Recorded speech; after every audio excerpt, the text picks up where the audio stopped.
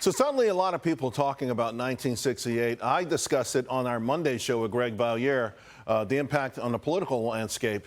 You know, that year, of course, riots broke out all year long, culminating with the real big one at the Democratic National Convention that August. So could we be in for another summer of 68? Joining me now, South Carolina Congresswoman Nancy Mace. And, you know, Nancy, just between the break, I had a college student in here from Penn, and she just got an alert on her phone, the same alert that they get when there's someone on campus with a gun. So violence erupting there, too. And, I don't know that it's surprising it's come to this, because these things have been powder kegs for a long time. The question, though, why now? Why are all these things blowing up at this very moment? Well, we have weakness in the White House, and we've had all these policies at these very far left college institutions for years, maybe decades now, faculty included and tenured professors that are indoctrinating students to think that this is okay, that anti-Semitism and Jew hating is should be tolerated, that you can sympathize with terrorism and get away with it in our country. They burn our flag, they desecrate campuses, they hate Jews, they love terrorists, and they're getting away with it because Joe Biden and far left folks in the Democratic Party are allowing it today. You know, and to that point, you know, the media really never has pushed back. You know, we had these riots across America a few years ago. And, you know, we heard that, you know, it was a form of communication by the voiceless. And we understand some of that. But also, you know, just a sort of vitriolic nature toward people who voted for President Trump. You know, they became the enemy on national TV and in the White House. So when you have that kind of environment, hate naturally is fostered, isn't it?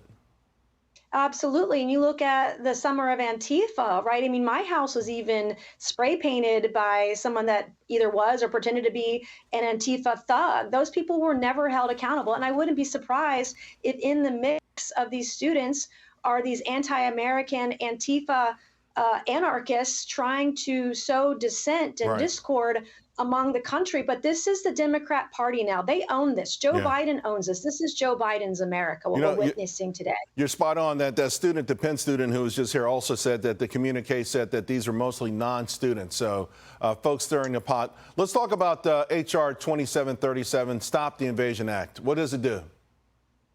Well, we want to stop the invasion of illegal immigrants coming across the southern border in every way, which way we can. And I recently, in recent weeks, have been working on a bulk of legislation to help stem the tide of illegals, to include a Violence Against Women by Illegal Aliens Act. I want it so that if you're here illegally, you rape or assault a woman, you go back immediately. We want to force the president to send these folks home. We want to stop the invasion at the southern border. We got to go hard or go home here on illegal immigration in the southern border. You know, one of the things I wanted to talk to you about is your positions are reflected and have been reflected big time in the stock market here recently. Marijuana getting closer toward perhaps delegalization, and also the Congressional Blockchain Caucus. I just find it fascinating when I look at the folks who are on there. You've got Democrats like Ro Khanna, you've got Richie Torres, who, by the way, I give him a lot of credit. He has recently distanced himself from the squad because of what's happening in these college protests. And I think, you know what, these diverse thinking all on the blockchain and crypto committees together, maybe there's hope that we could get some communication in Washington, D.C. beyond these things and maybe try to get this country in the right track. I hope so. In fact, I met with some folks in the stablecoin market this week as well. But I've done a lot of work with Ro Khanna, particularly in cybersecurity. And we've passed legislation that has been signed into law. In fact, I just recently did a bill called the Access Act on oversight with Congressman Christian Morphy.